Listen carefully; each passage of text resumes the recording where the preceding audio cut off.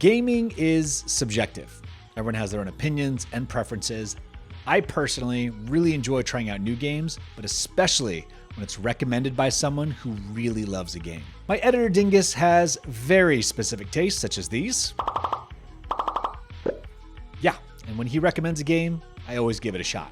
Dingus insisted that I try Pokemon trading card game Pocket on my phone. Now, I've never really been into Pokemon, but I'm gonna explore it, see what the hype is about, decide if it's fun, and if I want to play more of it. Let's get to it.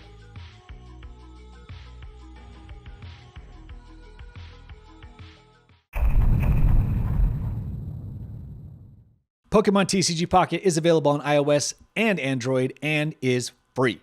Gosh, I love a free game. Ooh, these are fancy looking cards. I like these. So many sparkles! Do I get to keep these cards, or is this just an intro teasing me for what's to come? Yep, just a tease. Okay, I'm RyWill. Obviously, I'm choosing Snorlax. And now we get to open a pack and see what this game's about. Bulbasaur, you little devil. Shelder, a freaky looking licky guy. Dratini is a cute little dragon dude. Sandslash is the pet you don't want to sit on, and Marowak EX. I have no idea if he's any good or not, and I don't know much about Pokemon, but he looks like a Cubone evolution. Sweet fancy Moses! 226 cards in this set? How on earth will I ever catch them all? I do like that Marowak guy though. First initial thought is that this game is a dopamine factory. The graphics, the colors, the sounds, it's just enticing and makes me want to click around. It's all based around opening different packs of Pokemon cards, all from different sets, and there are always tons of rewards and collectibles for doing, well, almost anything in the game, really. This type of game is a little dangerous because it makes me keep coming back to it just to see the shiny things and hear the sounds and open the stuff. Ooh, look, I get to open another pack. Now I'm level 2 and I get to do a wonder pick. So I get to randomly choose a card from someone else's pack. Okay. Ooh, a shiny Bulbasaur. It's funny how much I'm drawn to the shiny, colorful cards. I've collected 11 out of these 17 million cards, and wow. That's the end of the tutorial. I can open booster packs every day when my pack stamina refills. So obviously we're doing it again right now. All right, we're going with Celestial Guardians. I got a beach bum named Lily. Huh? I got a Sandygast who looks, well, inappropriate and has a vibration attack. Yeah, no. Hariyama looks like he's about to sumo someone out the ring. Salandit looks like a caveman druid. And Trumbeak looks like Toucan Sam's edgier cousin. There are so many cards I need to collect. Oh my gosh. 155 in the Celestial Guardian set? Okay, but there are still more packs that I can open. Spoink sounds like what happens when I accidentally poop my pants. Alolan Sandshrew, oh, cute little guy. Toxapex and Girder, I don't even know. Ooh, Alolan Vulpine. Vulpine? This majestic creature has to be special because he looks like a mini pony.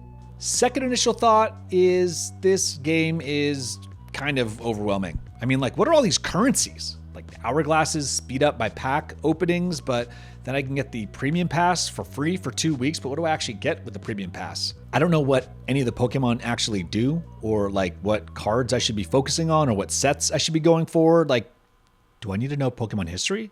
Okay, I'll open another pack. Meowscarada looks like a ninja cat had a baby with tuxedo mask from Sailor Moon. Charmander, I know that guy. Machoke looks strong and barely clothed. Kadabra, his basic has got to be Abra. Bonus points if the next evolution is Alakazam. Gabagool? Okay, what? Okay, let's check out our missions. There's so many rewards to collect. Let's try a Wonder Pick. Okay, I can take a peek at one of the cards, and I ended up with Rubbish with a T. Trubbish. Lame.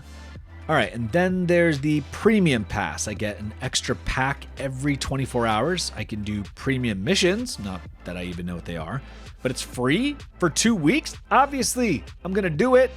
Done did it. All right, I think I'm ready to play this game. Okay, get a grip, get a grip, get a grip, get a grip, get a grip. Yeah. This game is overwhelming. It just feels like there's a lot I have to learn and a lot to catch up on. keep getting lost in the loop of opening cards and then trying to figure out which rewards that triggered, and then trying to figure out what I'm supposed to do with those rewards. It's a video game. It's supposed to be fun. I mean, it's kind of fun, but I feel like I need to break the learning curve first. Ultimately, I'm trying to collect cards to build decks to battle with. So let's jump into battles and figure those out. So you have an active slot and 3 bench slots. You have to put a basic Pokemon into any slot before you can evolve them. You have to draw energy each turn to put on cards so it can attack or retreat. You can also attach energy to your benched Pokemon. If the Pokemon in the active slot gets killed and you have no one on the bench, you automatically lose. Do I even have a decent deck? No. Okay, great. I can get loner decks since I don't have a proper homemade deck built yet. Here we go. Okay, throwing Mienfoo in there and a Jigglypuff to back him up. We'll do a Professor to get a couple more cards. Okay. I could definitely be messing this up right now, but okay, whatever. Mienfoo, attack! Okay, let's keep going. I don't know if you noticed, but I certainly did not understand how evolutions worked at this point and left a Mienfoo evolution just sitting in my hand.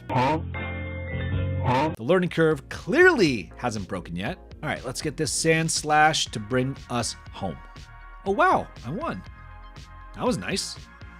Definitely could have ended that sooner, but I'm still figuring it out. So I played a bunch of battles and actually did okay. It honestly started getting a little boring because I just had the same basic cards over and over. And then I got absolutely deuced by this Rayquaza EX deck in the special event. So I tried again. And again. And honestly, I didn't have any better results. Then my frustration kicked my logic into gear and I thought maybe there's another deck I can use. And bam! Let's go! All right, playing with the new deck instantly feels like a game changer. Yeah. I like this deck way better against this Rayquaza EX deck. Now I'm suddenly thrilled that there are almost endless amounts of Pokemon cards to collect, because that means there are endless decks to fight with.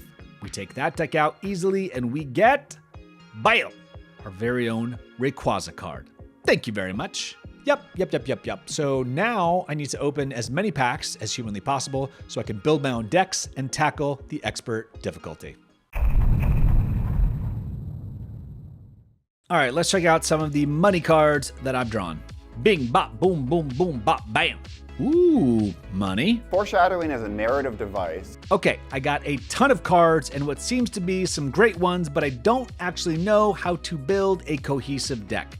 So I messaged the human cheat code, Dingus Supreme. So I'm getting crushed and the decks I've auto-built are trash. Lamo! Sounds about right. Send me a screenshot of your collection and I'll see what I can cook up. Bet. Oh nice, you're actually about halfway to a pretty nice deck with Solgaleo. I can send you a Skarmory that you'll need. Here's the full list. Sweet! Thank you so much. Here's a list of all the set codes so you can easily target what you need to pull. 2 Cosmog A385, 1 Cosmium A386, 2 Solgaleo EX A3122. And that, ladies and gentlemen, is why Dingus is supreme. I started my journey to build the Solgaleo deck, and I quickly got a Rocky Helmet, a Poison Barb, and a Cosmog. I needed a Cosmo M's, or whatever they're called, and some rare candy next. I just grinded and grinded and grinded until I found each and every card. Dingus, how long did that take me based on the footage? Yippee! Yikes. That's it. I have my deck. I just don't fully know how to use it yet, but okay, let's see. I tested my deck in single player and honestly, ripped through most of the challenges. This deck was already blowing the rental decks away, so I took a step in the wrong direction and decided to try PvP. And yo, this deck is holding up. I started to get a grip on it. Ideally, you want to start with Skarmory in the active slot and a Cosmog to back it up.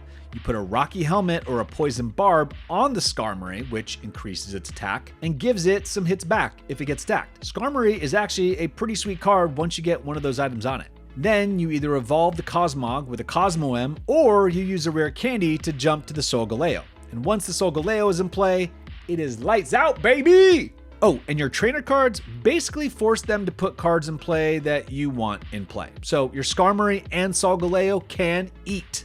Finish those plates of Pokemon steak. I was ripping through the competition, to be honest, and finally getting to the real core of the game. One thing that I did find frustrating is that since it's a card game, sometimes you can just get bad draws and there's literally nothing you can do about it but take the L. Like, come on. I don't even have a fighting chance sometimes. So I pushed through, starting at beginner rank 1 and working my way through to Great Ball. I had some ups and some downs. Definitely had some downs, but honestly, more ups than I thought I would. And I think it's really kind that you give and you get thanks after a battle. Gratitude goes a long way, especially when your monsters are fighting to the death. So I'm at Great Ball, but then it goes to Ultra Ball and then Master Ball. I've got a very long way to go still. I feel pretty accomplished now that I'm in this league. I can comfortably say I've got a grip on this game. But is it fun? Before I answer that, let me break down my scoring system for you. When I score a game, each of these categories is worth up to 5 points. Graphics and audio. How does it look and sound for what it's trying to be? Controls. How does it control? How does it feel? Is it smooth, intuitive, clunky? Gameplay. How does everything flow together overall? Value. The price versus what you're getting with the game. So those 4 categories equal up to 20 points. But then there's the ultimate measuring stick. Is it fun? That is really what matters most to me. Like, a game can be lacking in all of the other categories, but if it's really fun, I don't really care about the other categories. So there are 80 points available on the fun factor, and it can go higher than 80 points, but that's a rare exception. So let's break down Pokemon TCG Pocket. Graphics, solid. I think they're doing exactly what a Pokemon card game should be doing. When you get one of the special cards, yo, it's pretty cool. And that's something that you can't actually get in the physical card game. 5 out of 5. Controls, pretty good. Nothing special. I'd say average. They get the job done. Opening cards is a cool function that mirrors the real thing. I'd say about as well as it can. Controls could be slightly annoying when I was battling, particularly when I was trying to read what a card says or use a card in battle. 3.5 out of 5. Gameplay. Smooth experience overall, aside from some network lags at times, but the core mechanics of the game are opening packs of cards and battling, though you're kind of limited to just those mechanics mainly. So we're giving it 4 out of 5. Value. I've said it before, I'll say it again. If it's free, it's for me. The value of the game is incredibly high because there are no ads on it, which is greatly appreciated. And then they offer you the premium battle pass for free for 2 weeks, so you can try out and decide if you need it or not. And to be honest, you don't need it, but it is kind of handy and fun. But the amount of entertainment that I got for literally nothing makes this an easy 5 out of 5. Fun factor. Wow. Okay. Yeah, this game sucked me in. I really didn't think I was going to get into it. I didn't know if I'd actually care about Pokemon, but I do know when Dingus recommends a game, there's usually something to it. The learning curve definitely took a few hours, but once I broke that and got into it, it was pretty intuitive and I started having fun. What freaked me out was when I started battling and I just started playing and battling over and over and over again. Then I looked at the clock and realized like an hour and a half went by. It was wild. I just got like deep in the hole. And what I realized was that this game could definitely become addictive, especially once you find that deck that you love or when you start chasing a deck that you want to build. There were some things that I didn't love about the game. Like the 2 core mechanics are just opening packs of Pokemon cards and then battling with those cards. I also didn't love how often I could have bad luck or a bad draw and then I could literally do nothing to win a match. But honestly, that's like the nature of a card game. And the pendulum always swings both ways. I did appreciate that you don't have to buy the actual cards, that you just get them for free after a certain amount of time. And I also like that they give you pity points. So if you're grinding, trying to get a certain card in a set, they give you points so you can eventually just buy it. That was nice. So the fun factor for Pokemon TCG Pocket is 68 out of 80. The game drew me in and got me to care about and collect Pokemon for the first time ever, really. In the actual card game, battling is like really fun. And I imagine it's even more fun if it's against your actual friends in person versus just faceless opponents that you can't see. I don't know if I would have stuck with the game through that learning curve if it hadn't been for Dingus's strong recommendation and his deck recommendation. But you know what? I'm glad I did. Pokemon TCG Pocket is a great mobile game that I will definitely play again. I won't main this game, but I'll definitely revisit it in the future. RyWill Score It, 86 out of 100. That was that. What do you think of Pokemon TCG Pocket? And do you have any games that you want me to try next? Leave me a comment, let me know. I'll give it a shot. All right, on our last video, we did the top launch games for the Switch 2 on a budget, and I want to shout out some of the comments. Manx2743 said, Walmart's been doing terrible with pre-orders by canceling orders left and right.